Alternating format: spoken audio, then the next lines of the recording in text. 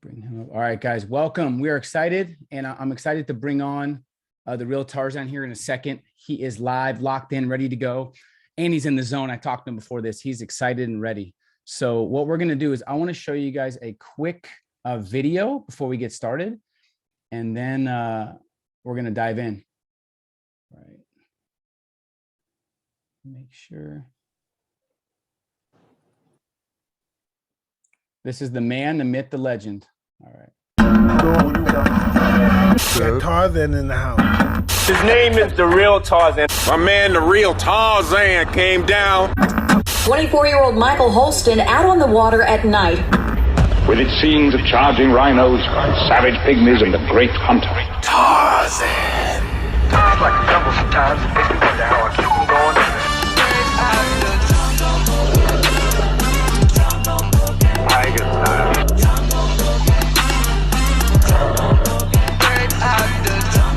I'm a jungle brother. Tiger style. Times like a jungle sometimes. It makes me wonder how I keep from going under. How I keep from going under. Times like a jungle sometimes. It makes me wonder how I keep from going under. How I keep from going under. I'm a jungle brother. Jungle brother. Jungle brother. Jungle brother. Straight out the jungle. All right. I'm excited to bring on the man, the myth, the legend. First, I want to share something. We want to thank you, all of us, for being involved in the crew. We all appreciate you getting involved, the work you've done, the posts you've shared. But I want to share, guys, I just found out, I already knew he co-partnered and co-founded Karmagawa, which is an amazing organization. He kind of watched it and helped build it from the ground up. I just found out that he actually, that organization, he helped donate $134,000. This is very recent, to the children in Ukraine as well. And I want to share just my experience with him. When I first connected with him, I said very clearly, we want to donate to certain charities. Here's our mission. Here's what we're doing. Let me donate to your charity. His exact words were, no, don't worry about it. Let's just save the cheetahs. I have some organizations you can donate to. And finding out he doesn't get paid for any of that. He just shared, it went extra miles, sent me a bunch of videos, shared all these details. We talked for 45 minutes and he not once asked for us to donate to his charity. He travels all over the world. He helps animals. He does all kinds of stuff. Didn't ask once. That was the vibe that he gave. And I felt very, very passionate and genuine vibes. 15 minutes ago, I told him that we're doing a big push and he's excited to push and help. I said, let me send you some NFTs. Do you want some NFTs? He goes, no, I'm good. I just want to be, I want to be helping the cheetahs and be on the ground. So every time I offer him something, here's free NFTs, here's money. No, I just want to do the work. I just want the work to be done. That's the kind of person he is, which I think is why he's been so widely recognized. So first, man, I just want to say thank you for all the work you've done in the past 10, 15, 20 years and for who you are, man. Much respect. I'm excited to be connected with you.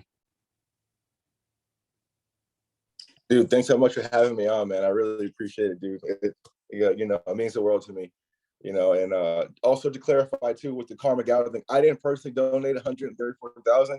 I'm just saying, like, these are the people that we're working with, that we're a part of, our crew, our family, and just a matter of a couple of days, you guys have been seeing the crazy stuff going on around the world.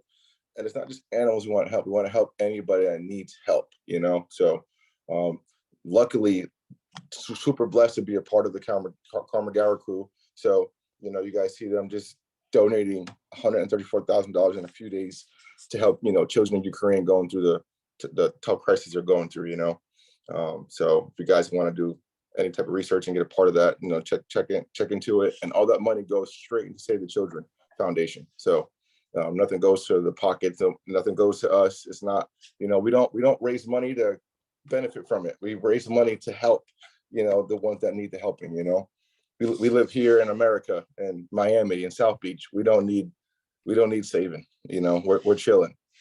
Let me ask you this, genuinely curious, and I love your overall genuine vibes of how you share what you do, what you promote. You're very selective. You don't do a lot of promos. You've turned down a lot of money for people that want to pay you to promote, and you say no. What was it that attracted you to the crew, to Coalition, to donating for cheetahs, to know that you wanted to be a part of it and actually help and promote? Well, you guys said you had some real utility going on with, World Wildlife Fund, and you guys also linked in with, Tim Sykes from Karamagawa. So anybody that's good friends with people like that, I'm automatically, I don't even care about anything. I'm down to help. I'm down to get down with the crew. I love cheetahs myself. You guys know I'm a big cat person. I got, my cheetah print everything like Carol Baskin with, so it's always fun to see new projects and the new evolution of conservation, and you guys want to solely, focus and hone in on cheetahs. I'm down. I've been following a few cheetah projects around the world, that I'm just watching from a distance. I'm in the nosebleeds watching them do the work, and it's just so beautiful, man. When I was in Africa, and actually in South Africa, when I was with Karamagawa, they actually re-released a cheetah with a tracking device. So that was one of the first times I've seen a captive animal be released into the wild, with my own two eyes, outside of a book or outside of a article or something on TV. I was actually a part of it. So it was such a heartwarming experience to see, animals get their feet really on the ground and touch that sun, touch that grass, be able to go chase some antelope whenever they want to eat, and breed when they want to breed. So it's cool to see that, and if you guys are part of anything helping that happen, I remember the feeling immediately, of seeing these animals, get re-released back out there. So if you're part of that, I want to be, I'm down, I'm game, any way I can help, I'm with it. And I could tell the second I talked to you that you were all about the actual being on the ground. All the organizations you've been a part of, you've helped, you've donated to. I don't know what your filter system is or what your due diligence or research is, but the projects that actually are on the ground, the ones that pocket a lot of it, the ones that are just lazy donations where they're making millions and millions per month and they don't need a $50,000 donation. So it's safe to say you've almost been obsessed with this industry and endangered species 100%. And giving back, because you understand every single organization and who helps and who doesn't, which I love. We needed someone like that to kind of help us. There's tons and tons and tons of companies and organizations that get more money than anybody can even think of that they can get every single year.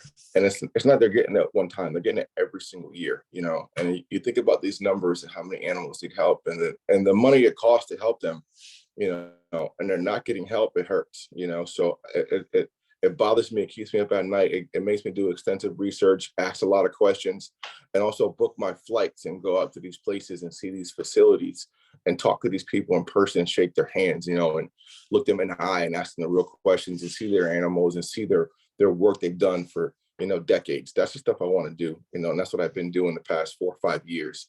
Since I got my passport, I've been really going around the world and just actually saying, hey, like, what the F are you doing to help? How are you helping? What's currently being helped? What are you currently working on? What's your future projects?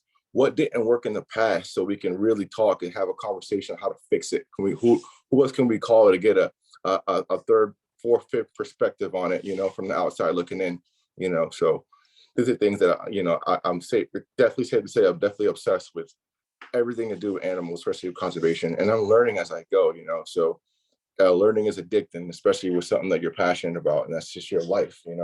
It's addicting.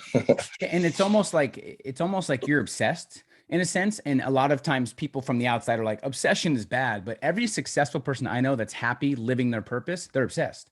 It's a good thing. So it's cool. You have to be obsessed, man. For sure. You can't go through life, doing anything half-ass, a quarter way, 75% of the way, and expect to be successful with it. People say, oh, 40 hours a week is enough. Dude, work 100 hours a week. That's what you got to do to be able to make it out, and people don't understand that.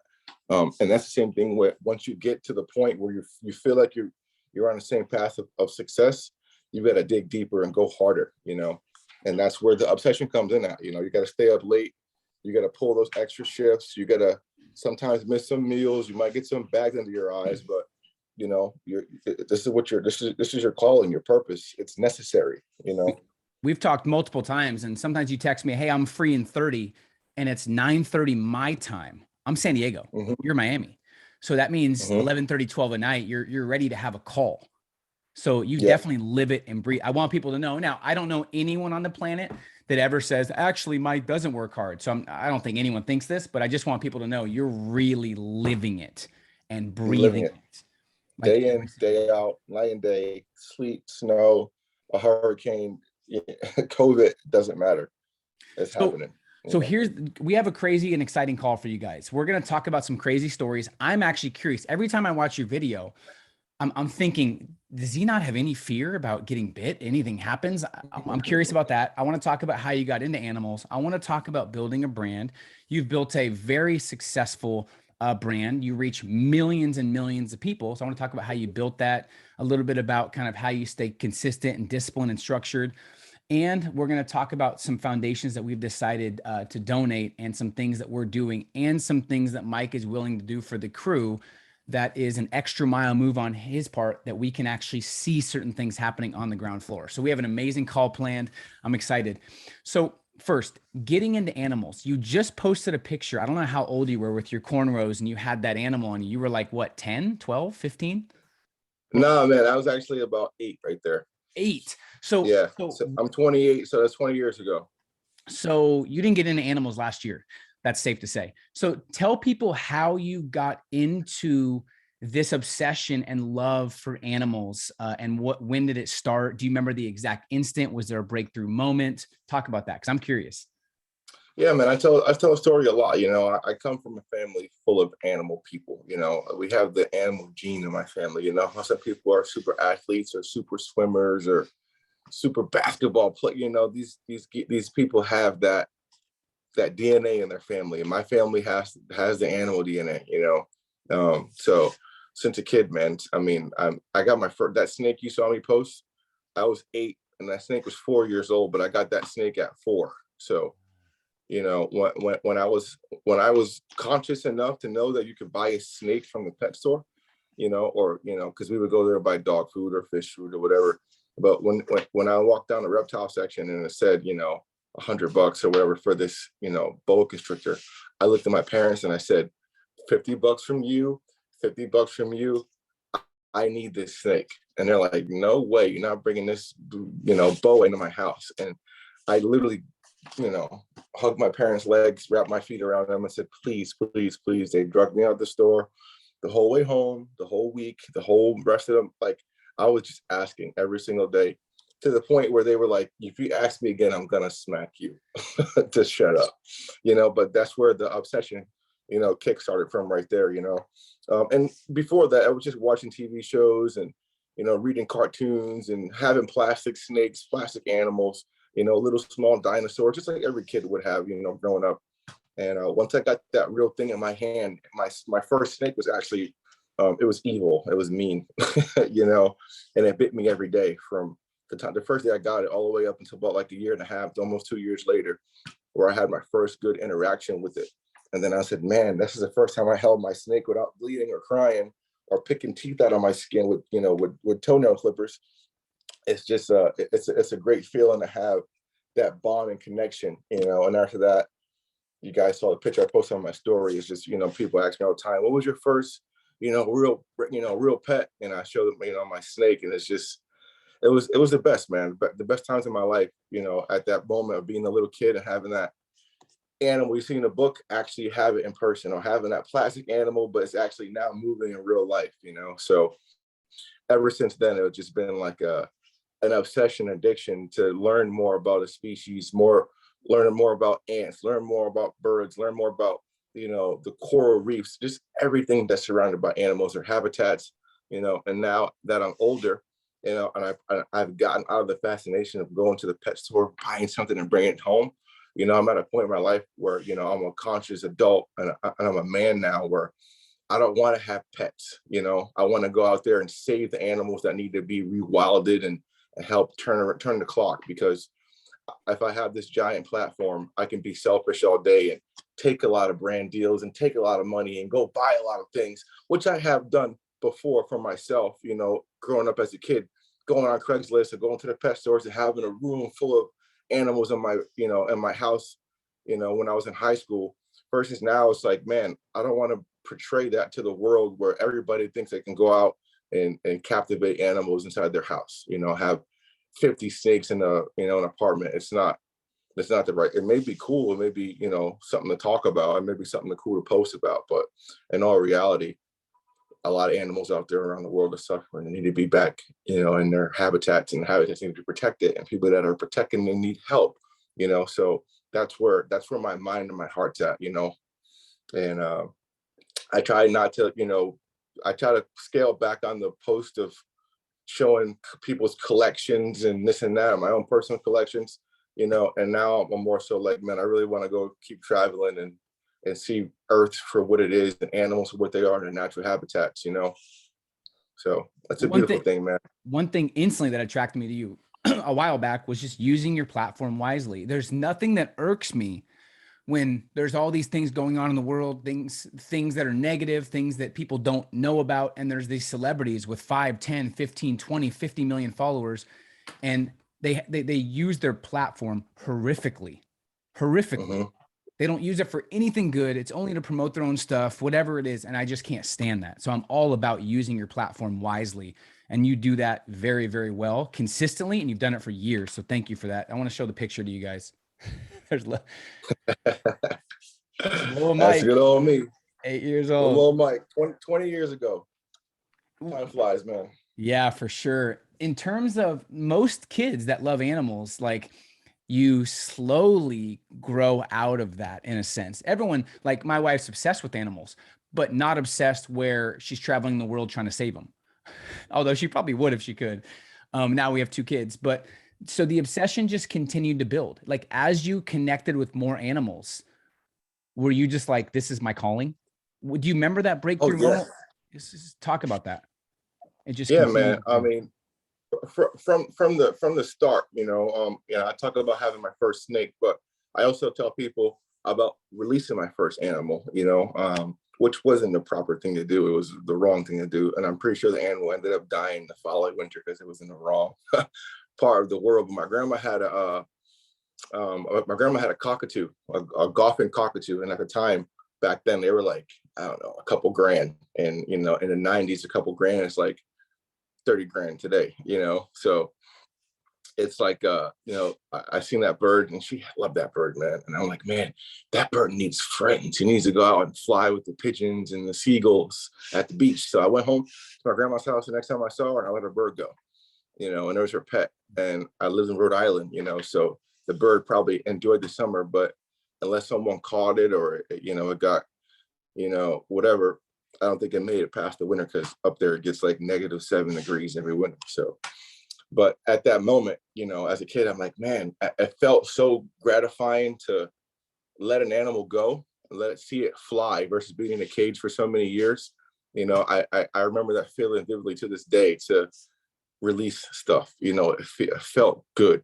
And ever since then, I've always been obsessed with, of course, having animals, but also chasing that feeling of seeing them free, And fast forward a couple of years later, my aunt, my whole family caught on quick that I was an animal geek, because, every conversation revolved around animals. Every question was around animals. I didn't talk about nothing else. I didn't talk about going outside to play football, or I didn't talk about arts and crafts. If I did, I was drawing animals. If I was told to read a book, I'm like, can I read an animal book? It's just, these things kept repeating itself over and over and over. So the passion just kept growing and growing and growing and growing, to the point where I had a pet turtle for like, I don't know, a couple of years.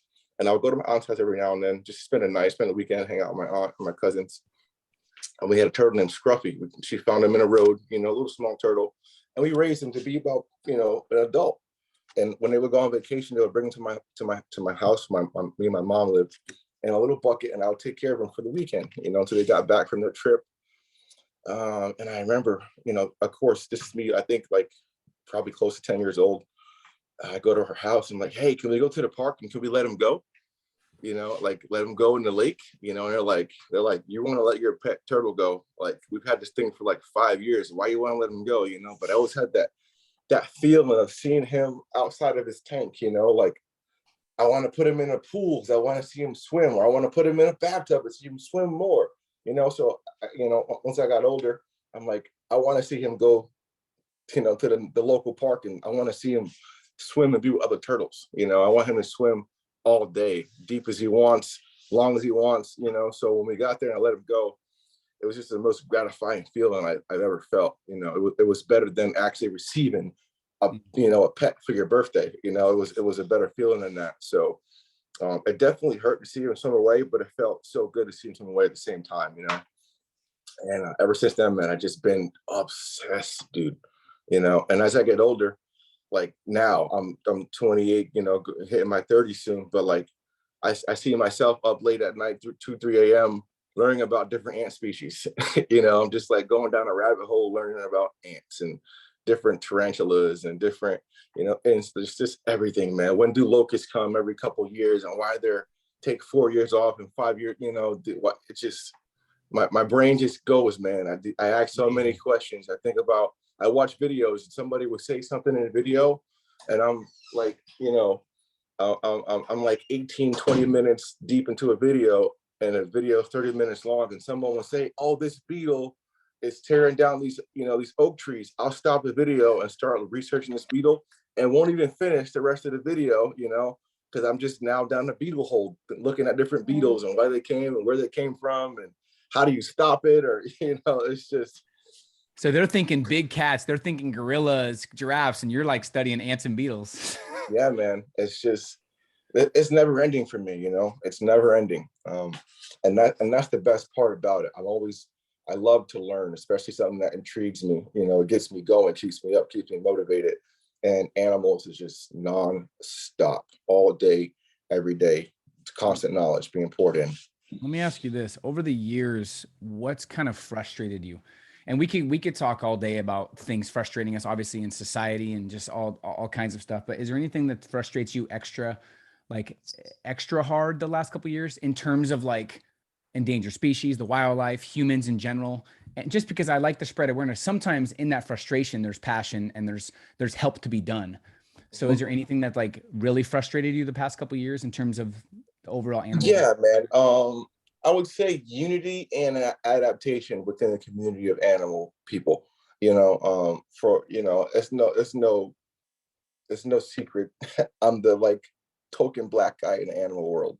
Like outside of actual people in the continent of Africa that live on the reserves and helping animals in the States, there's no people of color that look like me that have a giant platform and that knows what's going on. So the unity in the beginning wasn't there, and I tried to make, like not just for me but others. I seen the cat people stay with the cat people, and the monkey people stay with the monkey people, and the snake people, and it's like, yo, we're not just one community. I mean, we're not just individuals. We're all one giant community. We're the animal people. It's not like we're the NFL and the NBA and the NHL. We're animals.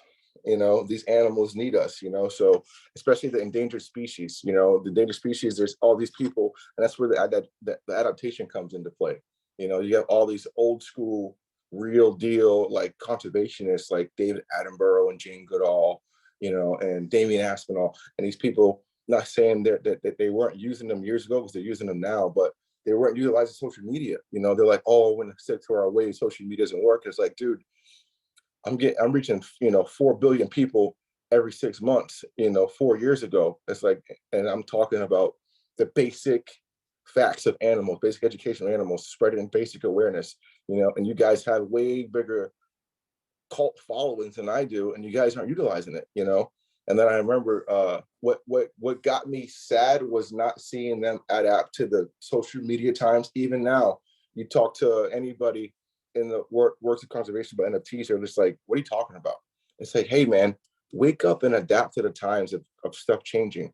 If animals are still going extinct at a rapid rate and they're still declining and they're going down, obviously what we did in the past isn't working, because if it was working, animals would be either at a stagnant era or they'd be going up. They wouldn't be going down, So if new things are happening, everybody has to get on the same page and try the new things, because if one of us catches it the right way, it's gonna help. It's gonna work, And what helped me understand that adaptation was happening, was David Attenborough dropping, Planet Earth 2 on Netflix, and then him, before it drops, he started an Instagram and was using it and promoting it, and he gained like 5-6 million followers in like 2 days, 3 days, and it's like, yo, that's the adaptation right there I'm talking about.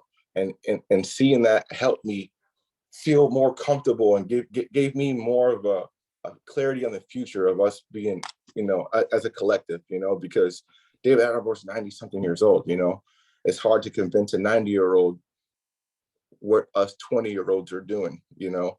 It's a hard pill to swallow, but it needs to be done because it's far beyond us. It's the animals. It's going to keep going. And the field that we're in with saving animals, animal people, and I put us all in the same group because you're an animal person, I'm an animal person myself. We don't have like a season. We don't have we're not putting an album out like a songwriter. We're not going on tour. This is something that's going to happen for our entire lives. This isn't just a job you check in the 9 to 5.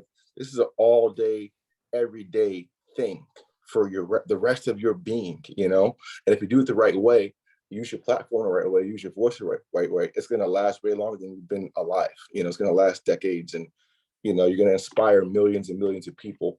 And that's what I'm learning myself too, as time goes on. So hope I answered your question. I know I 100%. And that show from David was amazing. We watched it multiple times. Kayla has said multiple times she wishes that was her grandpa.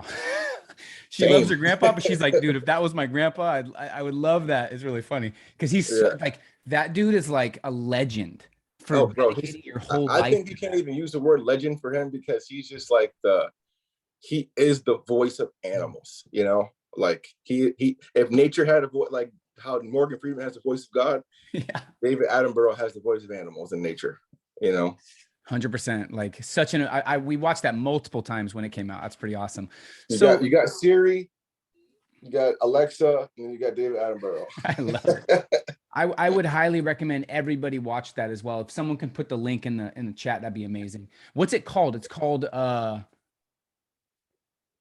think he has Planet Earth, and I think the last one he just did was the newer one. Someone could probably figure it out. Yeah, it'll pop up. He has a bunch of different ones, but there's a new one that came out I think last year, the year before.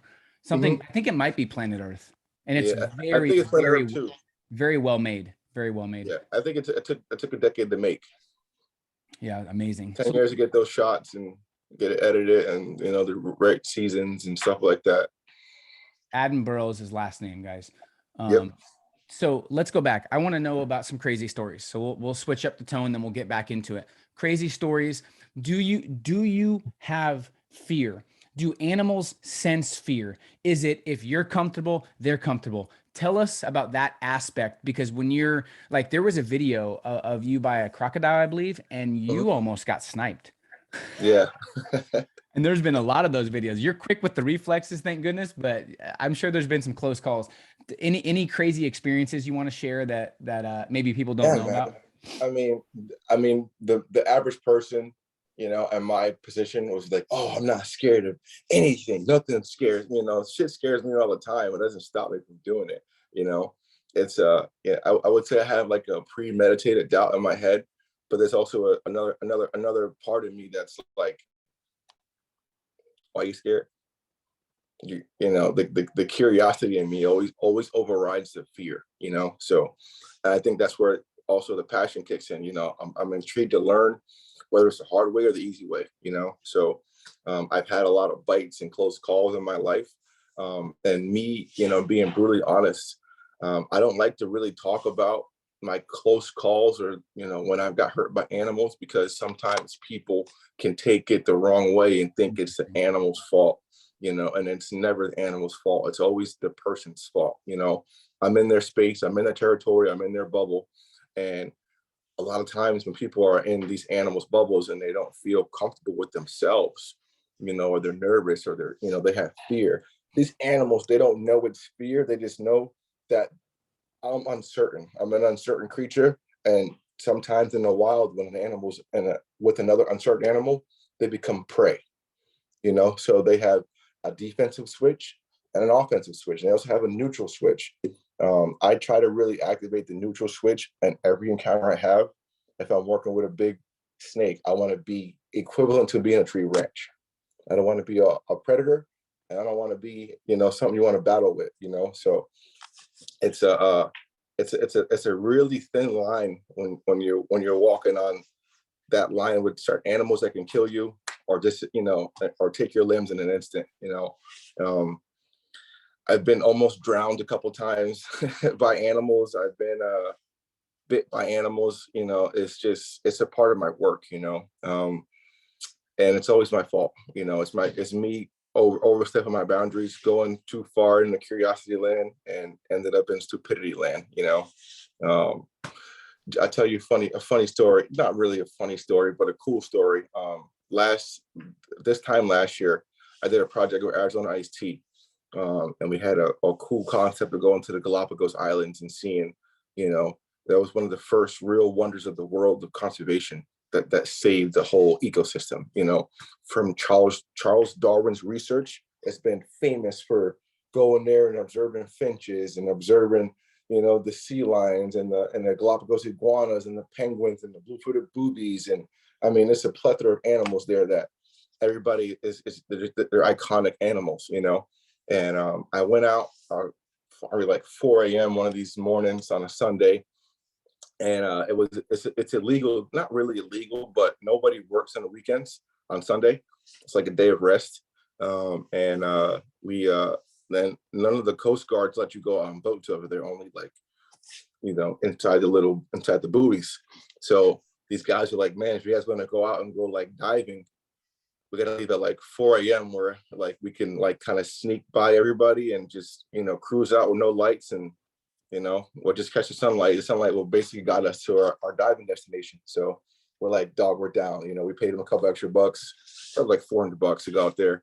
But if we got caught, they would basically take us to jail, because Wow. we're in like actually protected, protected areas. So we didn't swim in protected areas, but we had to, abide by the rules of not, boating through the area around that time. So we had to go all the way around the other side of the island. It took us an hour just to get out of just the shoreline.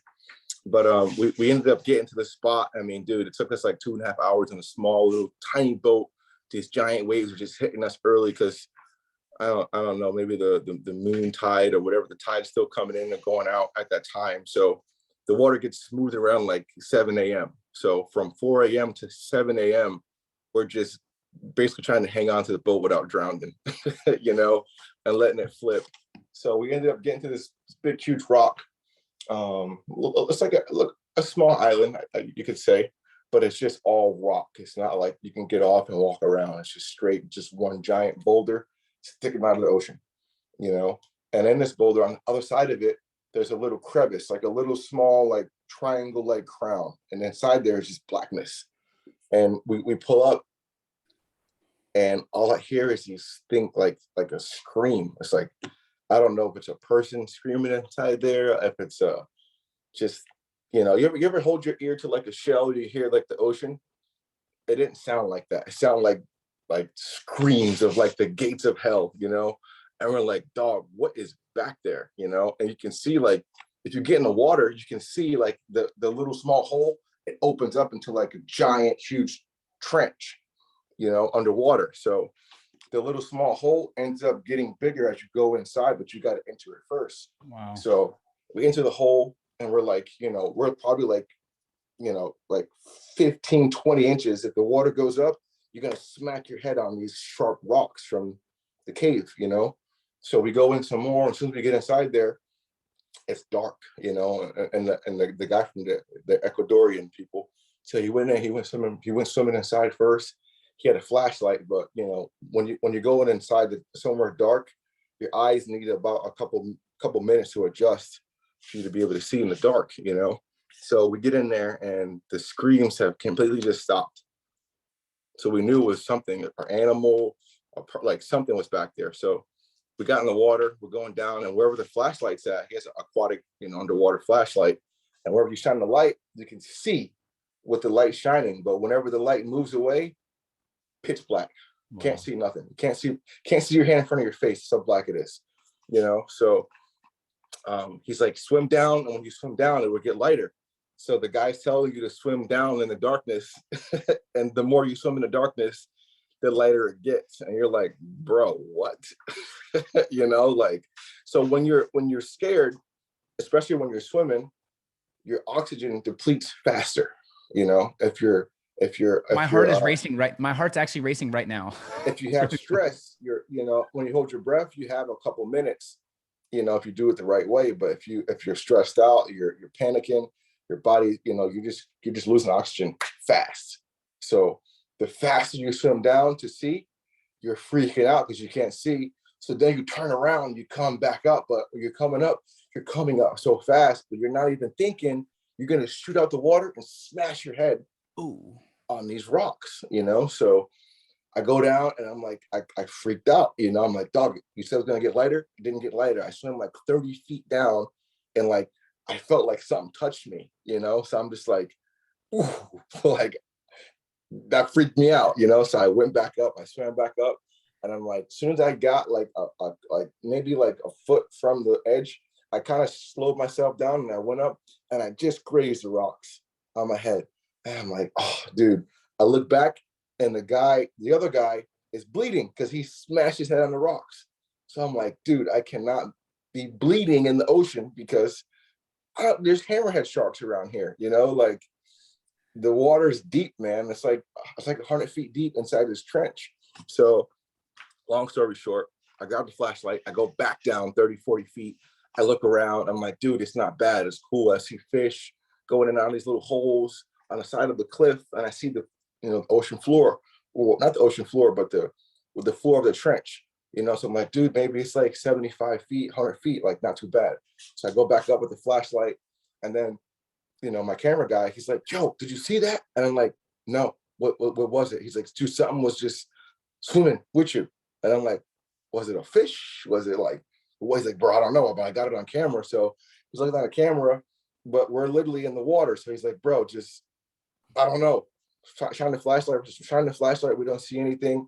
And then now my eyes have adjusted. So I gave the flashlight away, and I swim down again. And as soon as I swim down, I felt something touch me again. So I'm like, all right, whatever touching me, it's not biting me. It's not eating me yet. So I guess I'm chilling, you know? So I get back to the top, and he's like, dude, 2 giant seals are just swimming with you. So these big, huge seals, they was the ones making these noises in the back of the cave. I guess that's where they lived at, you know? So when they saw the boat coming up, they were like, but inside the cave, it's small, so it echoes, and when it comes out, it sounds like screams because, one, the water's hit inside. There's also birds in there screaming as well too. So it was just a mixture of just craziness, you know? But when I finally came down again for the 3rd time, I got to see the seal come up, and he like was, you know, face to face with me. But they're like dogs, but underwater, you know?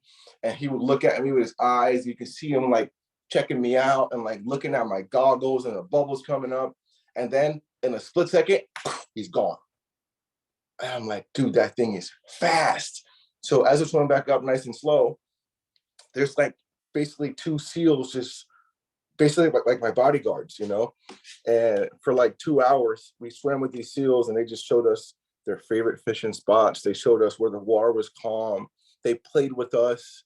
You know, when the boat would, you know, we had a boat that we would jump off and get to the water with. And every time the boat propeller would, you know, propel, the seal would swim to the propeller to bite the propeller, because the propeller could, you know, cut you up if you're too close to the seal. So, you know, it was just so cool to be able to experience just real wild animals, you know, coexisting with humans that just don't know us from anywhere. Not many people go over to that island because it's forbidden, you know, but just to see a species that could easily bite my finger off, you know, rip a hole in me. I mean, these things' teeth are like big, you know, they're fast. They think can bite me and take off. They're thick, man. Their necks, no lie, are like this thick, like thick. And they're big neck. too. So, you know, they chase down, they fight hammerhead sharks and bull sharks for territory. You know, they got the big alpha male.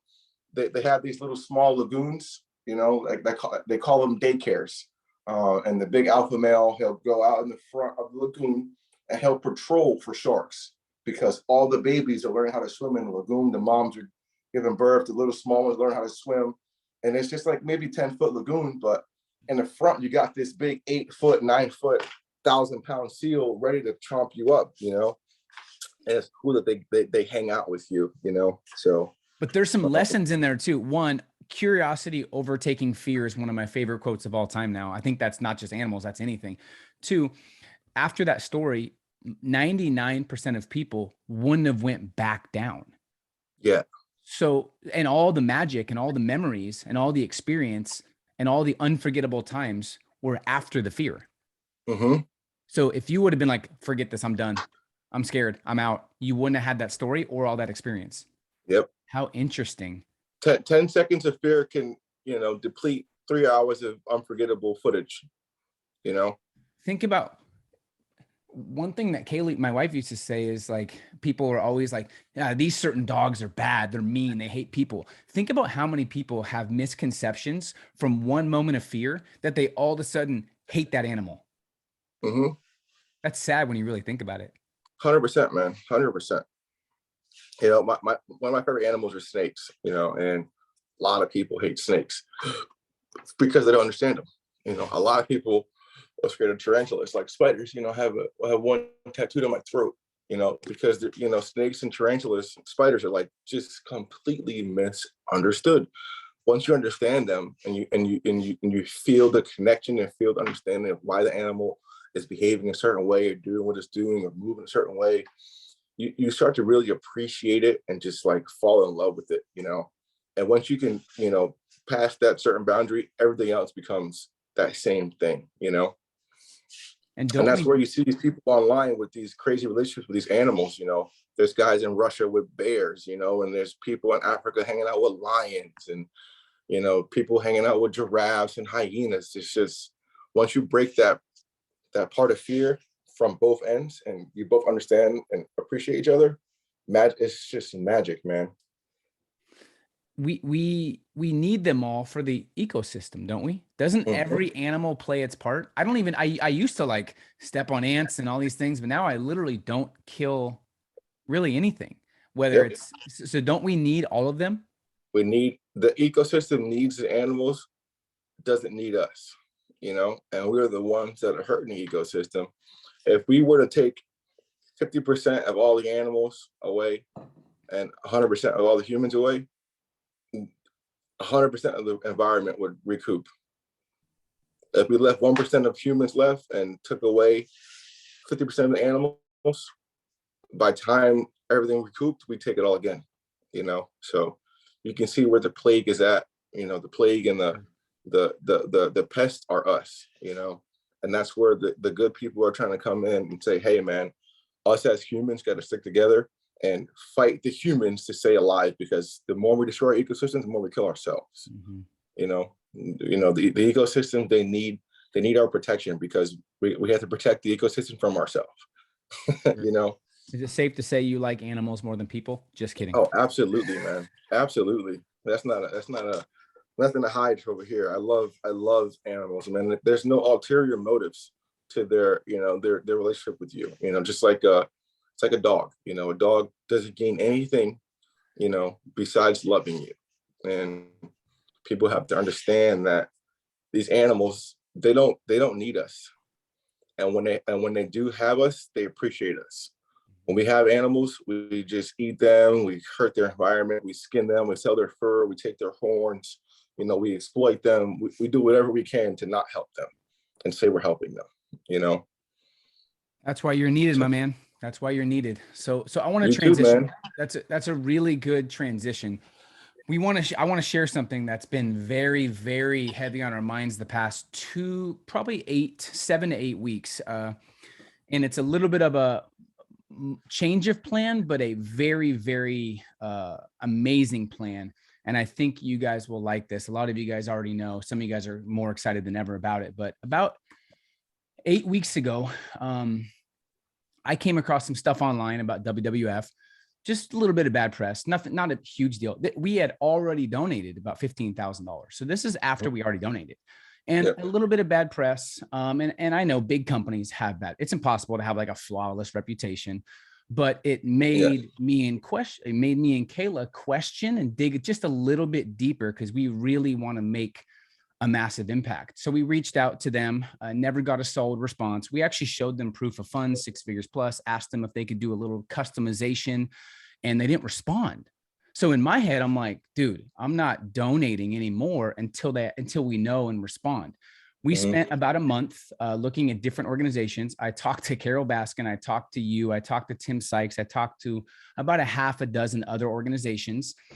And Aspinall was one of the ones you brought up that was in the lead by a landslide because of what they're doing, Rewilding Cheetahs and some other stuff. So my realization was, and after talking to you, I found out 2 different people told me, and they didn't say this to bash me and Kayla, but they said the World Wildlife Foundation is a lazy way to donate. So me and Kayla were like, we're actually trying to do the opposite. We're not trying to be lazy. So after people said that, you said that, then we realized they make almost 400 million. What was the number that we looked up, Mike? Almost $400 million of donations every year. So we were like, we have to shift this. And you were very passionate, and you didn't even say they're really bad. You just said it's a drop in the bucket. It doesn't make a difference. There's nothing on the ground. So we totally kind of changed directions and now have some other charities that we're excited about. But just talk about our first conversation we had. You really shifted my perspective. And by the way, he didn't say, don't donate to them, donate to me. He just gave me the very big reality check that they're making millions and millions. They didn't even have the respect to respond to us after saying we want to save the cheetah population and we want to donate 6 figures. So we're like, see you later. So can you just share your experience and why you feel like it's more important to donate and help the companies on the ground floor of kind of actually helping animals on the endangered species list? Because that was a big breakthrough for us. Yeah, man. I had nothing bad to say about World Wildlife Fund, but it's also too, like, you guys are making $400 million a year, and there's still animals that are being poached, just being not. I mean, I see companies all the time asking for GoFundMe's for help for everything. It's like, yo, $400 million. That's a lot of money, man. That's like not what you've made over a lifetime of your company. That's just in a calendar 365 days. So you're making like a lot of money every single day. You're making $1 million a day at that point.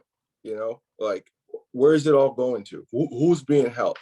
And when you send these questions in and they're not getting answered, not saying they're not answering them, but they're not answering them in a timely fashion that needs critically endangered help. There's people on the ground that have facilities, that have reputable resources, that have a resume, a history of saving animals, not just recently, but for decades, and they're doing actual real boots on the ground work. And they're telling you, hey, this particular gibbon research, needs drones so they can monitor the canopy and see where poachers are, or these guys need more boots because they're walking around with their feet on the ground and they're pulling snares out of, these giraffe habitats. There's just things these people need particular help with. There's a breeding population of 45 black rhinos, and one of the fences got infiltrated and they need 15 grand to help with the fence. Or there's a coral reef foundation out there that's going out there and replanting coral. They need a new engine on their boat. You know what I'm saying? Like, these people are out here actually planting coral and like giving you the code on us. They have like basically Zoom calls where you can zoom your coral underwater and watch it. These people I want to help, because these people I'm going to see.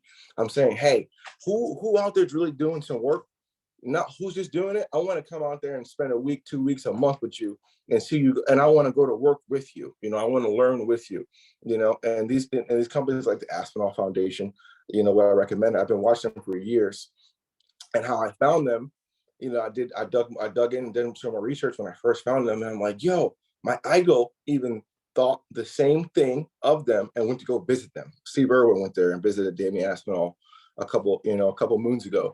So, to see that them still doing work today, and you go on these guys' pages and you watch, how they talk about animals and what they're doing for animals. It's like, man, I would spend my last dollar helping you guys versus sending it in to somebody like a big, huge company that makes $400 million. And they ain't gonna reply to me. They ain't gonna give me no updates, and may send me a little receipt or a certificate in the mail, and say, hey, thank you. They'll print your name and give you a nice little stamp on your certificate, and it's like, boom, you're done. That's it. No, nothing. Like they won't even print your name anymore. One of the contacts said they would print your name, but they don't even do that. So that's even worse. Yeah. So I write them 3 times online. Say we want to donate, we want to save cheetahs. This whole huge thing, like we really want to actually like get involved. Hey, Peter. Hello, Peter. Thank you for your message. You have 2 options in terms of donating to WWF. You could donate here through this or donate here through this. Thank you. I'm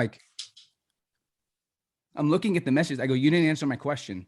2 weeks later, hello with question marks. It's like, you got to be. So that was like my last straw. So that's cool that you shared that. In terms of the Aspinall, talk about the details of the Rewilding Cheetahs, because that's the first I've ever seen. I posted the video for you guys in the actual, in our Discord, so you guys saw it.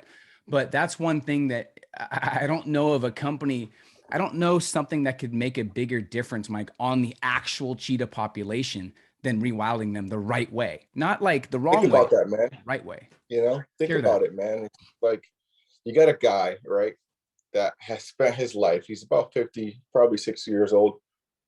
God forgive me if I'm making him too older than what he is, but he grew up with animals. I mean, I believe the history of the Aspinall Foundation is his Damien's father and his father's father owned a bunch of casinos in London, and with the money they had for casinos, they had, in like the 1930s, 1940s, 50s, 60s, they had animals in there. They had a mansion, and they would have like enough resources, enough money to take care of these animals like gorillas and cheetahs and tigers and elephants in their backyard in London, So as time went on, I think they sold a couple of casinos, they kept 1 or 2 of them, and they used that money to start their animal rescue, their zoo, and as time went on, this guy's like, man, all of these zoos here in Europe and in London, and this part of the world, they just have these animals and they're not reproducing them. They're not, they don't have them housed properly. They're not, they don't have proper enrichment. And this guy's, he's scratching his head like, all right, I don't want to be like everybody else. I want to change. I want to change the narrative. I want to change the way animals are kept, how they're housed, and their futures, and this is the first guy to ever like captively breed gorillas and re-release those gorillas back into the Congo, and then those gorillas are now with wild gorillas breeding with wild gorillas. I think he's rewilded 80 gorillas over the course of his life, and no other zoo, no other organization has ever rewilded a gorilla from captivity ever. And this guy did it 80 times, and also he's working on rewilding a whole herd of elephants. So to think about the resources it takes to fly a herd of, for one, tranquilize them, or even round them up, get them in a container, or fly them, or however you're going to do it, and fly them from London to Africa and then release them. Incredible work. He's doing it. Same thing with cheetahs, man. He's the only person ever in the world to say, hey, here's 2 captive-born cheetahs. We raised them a certain way. Guess what we're going to do now? We're going to take these cheetahs, we're going to fly them over to South Africa, and we're going to re-release them in the wild. And these same cheetahs that they said, and I mean, and you would think that these zoos and these people, that are in charge of the top tier animal efforts and conservation, from what you said and what I've also read, a lot of people disagreed with them for rewilding those animals. You're like, that's bad. You're not supposed to do that. you're hurt, just gave him so much shit for it, and he's like, I can't understand how people would be upset with me for taking an animal that was in captivity and bringing it back to his homeland, when in the first place it was taken out of his homeland in the first place and brought to us, For entertainment. He's like, I'm trying to undo what we've done for years, and you guys are mad at me for doing that, and he's like, these animals, they aren't reproducing with you. You're not rewilding them. You're not taking the money and helping other efforts out there. You're just taking them away, and the people are like, oh, well, if you just go out there and put, these zoo animals back in the wild, all we're going to do is go retake those animals out and put them back in captivity. And he's like, what is the whole purpose of having a zoo? What's the whole purpose of having animals in captivity so we can educate them on how to save them in the wild? He goes, what I'm doing is I'm taking my own resources, my own money, my own funds, my own money, my own education, my own trust, and I'm taking these animals against the grain and bringing them back to where they originally came from, and again, he had all these people saying bad things about him, about the process. And then I showed you this video I posted a couple of days ago, I think it was 2 days ago. Those cheetahs that were born and raised in London, that are now living in, South Africa, have bred with wild cheetahs, other wild cheetahs, and have now wild babies, the same as the gorillas did, So when I first saw, us talking about a cheetah project, I'm like, dude, I got the perfect place for you to go and just forget the money for right now. Watch the history and watch the work that's being done in real time. Yeah. We spent 2 hours that night. We were like almost obsessed. And I studied the guy. And I remember you telling me that sometimes you can't even get a hold of him. He works 7 days a week. He's going to Congo. He's back and forth. You said you have to go see him to talk to him sometimes, because he's not into the press. He's just so obsessed with actually making a dent in the endangered species list that really caught our attention as well. And he's doing phenomenal work, man. I mean, if you go on his Instagram page, he not only does he talk about the stuff going on, he breaks it down, and he also shows you what he's doing. His people out there are building transfer boxes, and he's got people that live in Jakarta, Indonesia, that are going into these markets and taking the monkeys and the snakes and the birds that are being stolen from the wild. They're taking them back to his facilities, rehabbing them, and then letting them go, and protect the areas to where the point where they're protected, to the point where if you cross a line, you're going to get shot. You're going to get killed, because they're putting animals' welfare, animals' futures above humans, greed. And I'm all for it, man. Me too. It is what it is. There's 7 billion people and fucking 400 rhinos left, So if you got to shoot a couple people to keep them from the last 400 rhinos on Earth, rhinos went from 700,000 to 70. So if you now go on rhino land or cheetah land or elephant land or gorilla land, it might cost you your life, man.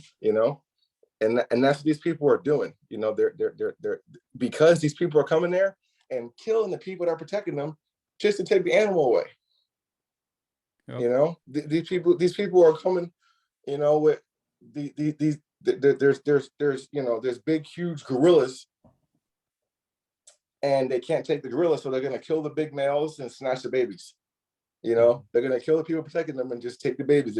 They chop the hands off, man, and they sell the hands in markets. They mount the heads on their wall as if I had,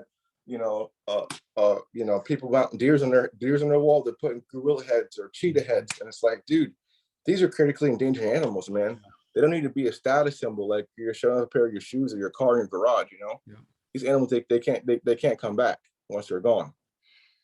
And I hope you guys can feel his passion as well. So we'll be donating to that foundation as well as Karmagawa. And there's going to be a couple other ones that we're going to donate to as well. And we are going to be on the ground floor. Mike has also donated his time to be able to go there. He's leaving in 2 weeks I was thinking you'd be gone for a month. You're like, I won't be back till the end of summer, probably. He's going to be able to do videos and share stuff that they're doing with the cheetahs and we're figuring out a really cool partnership to figure out how we can get you guys super involved as well. So we'll be donating some different ones. Now, here's the deal. We realize some people have been obsessed and excited about the adoption certificate, which comes only with donating to WWF. We found out that doesn't help the cheetahs. It helps their pockets, and they get millions of dollars, actually $33 million per month. So there's stuffed cheetahs with no impact, or there's no stuffed cheetahs with real impact and real updates. We definitely don't want to be lazy in donating. And Kayla said, I said, we have to figure out to share with people that we're not going to do WWF. And she said, after this, no one's going to want the adoption certificates or stuffed cheetahs. And I'm like, you don't know people. Sometimes people get obsessed with the wrong things. So we always want to over deliver on our words. So if there's, we actually still have some, because we donated already to them. And we will still be able to donate to them to get the stuffed cheetahs, but you have to know that it's not making an impact. And if that's okay with you, since we already said you would get a stuffed cheetah and a certificate, we still want to deliver. So we're going to, after this, we're going to create a poll or create something that if you still want the stuffed cheetah, you can get that, because we want to deliver and give you an option. Kayla was thinking no one would want it, but I mean, I know people, some will probably, we'll be obsessed more with that than the impact. So that is still an option for you guys. So we're not taking it off the table. We just wanted to really make an impact and not just donate. Like you said earlier, Mike, on the phone, you're like, you can donate and you can get your check and get your receipt and show people we're done, you donated, but that's the last we're going to hear, which I just don't like that. So is there any other thoughts you can share just about donating the right way? Because we are borderline obsessed with following through on our word, because in the NFT world, a lot of people don't follow through. So we want to do it the right way. And we said, hey, when you adopt, when you get involved, you'll get, when you buy an NFT, you'll get a stuffed cheetah. But we should have done way more research, which we did. Kayla did. We did hours of research, but with all this information, I would almost not feel right doing that. Even if it pissed some people off, I'd feel way better and sleep way better if I'm like, you could be pissed off. We'll buy you a stuffed cheetah from Amazon if you want. We're trying to make a real impact, unlike most people. So what are your thoughts on kind of shifting a little bit? Because I know you played a part in this, and you don't get 1 cent, correct? When we donate. Yeah, man, I get zero. I mean, what I get paid from is me getting the feeling of traveling and seeing animals in the wild. That's my money, you know. That's my feeling. Money doesn't excite me. It doesn't get me going. I'm not money motivated, you know. And the work of animals, you don't make money. This is not if someone wants to work with animals, think, oh, I want to be a billionaire or a millionaire or even 100,000-aire. You ain't gonna make that in this type of work, you know. It's all about giving. What I get my passion from, my itch from, is seeing animals in their natural habitats and interacting with animals, learning about animals, being part of dope projects, learning about projects, because again, I want to grow old animals, you know, paying me X amount of dollars ain't gonna, it doesn't satisfy me, man. It's not what gets me going. It's not my MO, you know. And when I do make money, I feed my own animals I have, you know. So I'm a simple man, bro. I don't need anything besides my love for animals, you know. You're saying this, but I saw it firsthand the first time I talked to you. I saw you turn down money twice, and then I saw you turn down our NFT. So I take the NFT turn down personal because I love our NFT. No, I'm just kidding. But you already have your. You sent me a dope one, man. I love my NFT you sent me, man. Yeah, you love that one.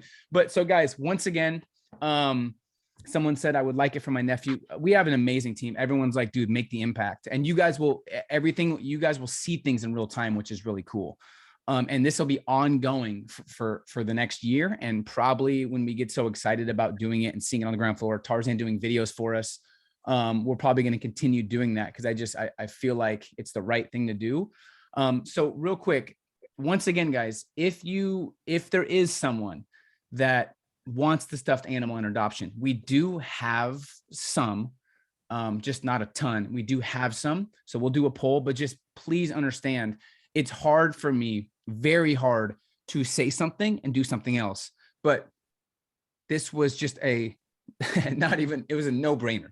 Talking to you. I want to say something to the people that are listening. Can you guys hear me? Yeah, I'm there. Yep. The same thing I told one of my NSU project people too, I was working with a couple months ago. It's like when we're doing projects like this, yes, we get a certificate. Yes, we get a stuffed animal, but dude, it's not about us. That's where we like for us to even if you're a part of this project and say you don't get a certificate, say you don't get a cheetah, a stuffed cheetah, but the money goes to helping animals, that should be it. There shouldn't be no hassle. There shouldn't be a thought, because if you even think about yourself 1% and this whole thing, it's selfish, and that's the whole reason why we're here in the first place, is to help. We're creating a ecosystem digitally to help animals in the real world, physically, so these animals are depending on you, not just me and you, but you guys watching this, so it's selfish for you guys to think anything of you getting any type of financial gain off your piece of paper saying, oh, hey, guess what, guys? No, put it in your heart, leave it there. That's like you giving a gift to someone on Christmas and expecting them to say thank you. No, you're giving a gift. You're helping an animal that needs your help. So to not be selfish about it, don't even think about it. Give it without even the thought of ever getting something in return, So that's how I look at stuff of me helping, because if I were to count how many times I'm giving and expect some return, no, bro, that's not how it works. I hope that really clarifies, what people, if I'm pretty sure everybody from, what they're being told as part of the movement, which I totally get, what I'm saying, but think about it in a non-selfish way of like, yo, we are helping animals, that can't say thank you. And you're doing your best part in the saying, hey, on behalf of animals, I'm going to get you a stuffed cheetah and certificate, but that's a different level of purpose, though. It's a different level of purpose. It's doing it for the right reasons versus for anything to do with us when we're already the ones ruining the ecosystem in a way. So I want to end with this. I know we're going over time. I'm so grateful for this call, man, and for you to take your time to do this. You could be doing a million other things. So thank you. I want to talk real quick about the endangered species list, and if there's anything else we should know about endangered species. You talked about rhinos, there's gorillas. Is there any that are pretty scary in terms of how close they are becoming to being extinct that we should focus on and at least put in our top of mind to share and protect in a sense? Absolutely, man. I mean, I could go and pinpoint the elephants. I could pinpoint the pangolins. I can pinpoint coral reefs, certain fish that are dying in the coral reefs, but at this point, I don't want to sound like I'm scaring you guys, but from me traveling around the world a couple times and being in the actual slums of where these animals are from and seeing how they're being treated in the numbers, like the charts of how they're going down from what they once were just 20 years ago, it is scary to say that all animals are endangered. All of them, not just the rhinos and the cheetahs and the elephants and the iconic endangered. Everything is endangered right now, because they're going away so fast. And once one animal like a rhino is gone, the white rhino is almost gone. The southern white rhino is almost gone. Once the black rhino is gone and these animals aren't really grazing these grasslands and stuff starts growing and ecosystems off balance, it's a matter of time for stuff that's going to keep dying and keep dying. It's a chain. It's like a domino effect, man. You guys know when you make those dominoes and you hit one down and it goes and goes and goes until the big ones start falling down. It's the same thing, man. So keep in mind that it's just not the endangered species list. It's that all animals are endangered, including us. We are facing extinction on behalf of what we're doing to the animals, Well, it makes what you do so much more meaningful and important. Not that it wasn't, it's just if more people were spreading awareness and doing what you were doing and getting outside themselves and getting on purpose, I think we could at least continue to push things in the right direction. In the last 100 years, 92% of cheetahs have been wiped out. If we can help that 8%, which is, I don't know how this is humanly possible. I also reached out to Born Free, didn't get back to me. So it's mind boggling. I reached out 4 times. I just looked 4 times on IG and 4 different emails, reached out, no response. So it just mind boggles me how a foundation like Aspinall, I don't know how many donations they're getting, probably not a ton, is making more of an impact on endangered animals than someone making 400 million a year. Someone's raking in, I don't know where that money's going, but someone's raking in some money. So For sure, man. that really pisses me off, to be The, honest. the world of charity from, and this was told to me from an old school guy. I'm not going to give his name out because I don't want people to quote him on a bad thing, but he's very reputable. And he's like, man, believe it or not, Mike, all these people that are in the big, they call it not big pharma, but like these big corporations that take all the big chunks of money in, 90% goes to their pockets, 10% goes to the animals. You know, where it should be 90% goes to the animals, 10% goes to their pockets. Well, you were even saying too, you were saying on our call that there's some people, animal people, that really love what you do, and they donate to you. You don't want to take it, but they donate to you. And you say you spend 90% of it on animals, and you spend 10% on travel and other stuff. So you're the opposite of most of the foundation. And you're not even asking for man. Because again, I can't do nothing with the money. There's nothing that I don't want to, like, I don't have jewelry. I don't have, you know, fast car. Bro, I bought a car like 5 years ago. You know, I pay my own $500 car note. My insurance is a regular BMW that you can buy from the BMW dealership. It's not like a super sports car. It's like a $25,000 car. You know, I could easily, go buy a Lamborghini. I could easily go live in a mansion. Bro, I don't. This is not, it's not for me, man. It's not my, I get no satisfaction from jewelry, from cars, from clothes, nothing. You know, I bought this sweater at Urban Outfitters for like $25 like 3 years ago. The team likes it. It looks like cheetah print. I just love it, man. Bro, I have these cheetah print shorts on. I got, like, these are my shoes. They're all dirty and busted up. Like, that's just me, man. You know, I don't need the money. You know, if I do get donations, I'm very thankful for it. And all the money goes straight to my animals that I have, that I take care of, that I rescue here at my home, you know. So if you guys ever want to see what I do at my home, on my YouTube channel, I post all the stuff I build for them. I build it myself.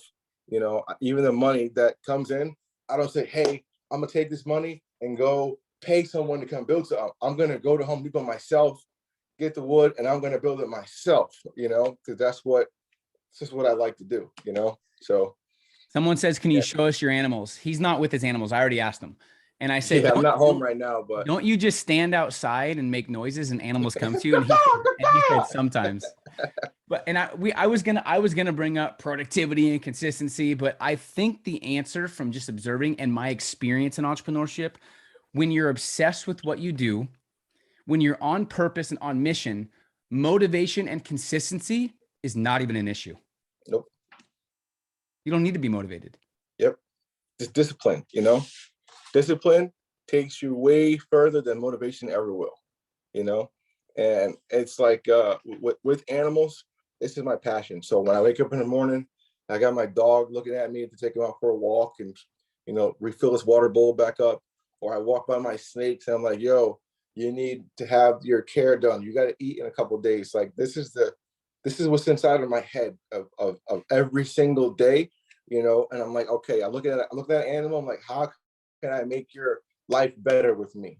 You know, how can I get you in a bigger habitat? I tell people all the time, even on my YouTube channel, because I show my animals a lot, you know, I have in my yard and in my house. And like, guys, if it was up to me, I wouldn't go to jail, which I would take these animals on a plane, fly them back to where they're from, and let them go. Legally, I cannot do that. I said, if you guys want to help me really make some money, and get me bail money and some lawyers, I'll do it. I'll go around the world and I'll steal animals from bad people and we'll fly them ourselves. I got some connections. People got some jets or some boats, some plane, whatever. We can make it happen. But they're gonna take me to jail. You know? We need you out of jail, bro. They're not gonna, I can't, you know. So if it was up to me, I would take everything besides my dog. He has to, my dog is mine. He can't go nowhere else. But everything else I have, I would fly it myself back to the country it's from, the continent it's from, the land it's from, and let it go happily. So I appreciate without a second thought. So a couple things that really I'll never forget from this conversation is curiosity drives you way more than fear does. And the ecosystem doesn't need us. It needs animals. That's pretty crazy. So I'm thankful for who you are, man, for what you've built, for the impact you're making. And I really think there needs to be more people doing what you're doing. And me and Kayla are going to make a conscious effort. We're excited for your huge, I don't want to say road trip, your trip that you're leaving in a couple weeks, for the crew. So when you're gone, anytime you come across cheetahs, will you do some stuff with it? Maybe send some videos? Absolutely. That'll be Absolutely. My thing is I'm fulfilling a lot of utility from my own NFT project I did a couple months back. COVID really stopped us from traveling, but now it's like open back up. I think March 15th is like where everything's basically open back up.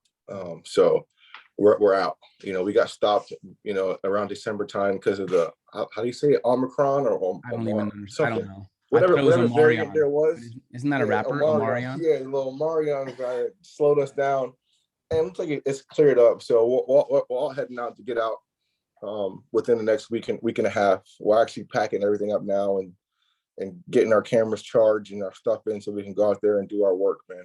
We're so excited. So for sure we'll be around some cheetahs. I'm excited. 100%.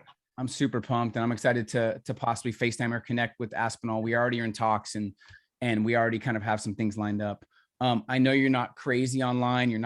Are you in any Discords or no?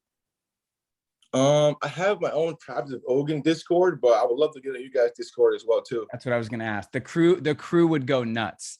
So yeah, I'm going to send you a link. That'd be awesome to get updates in there as well. And we appreciate you, man. It's interesting. Tim speaks highly of you. We have some of the same circle, like you said, 2 degrees of separation, but the first 30, 40 minute conversation with you, I'm like, this dude's different. I could feel his passion, feel his energy. He's built different. He turned down money from me twice. He turned down the NFT. This dude, and people were saying they could feel your passion. So it's really cool to be connecting with someone with this much purpose. And it makes everyone on the call and people watching the replay want to also participate, which I think needs to happen if we want to build a better ecosystem. So thank you, man. For sure, man. Thank you so much, man. I appreciate you guys. You cut out, Mike. Say it again.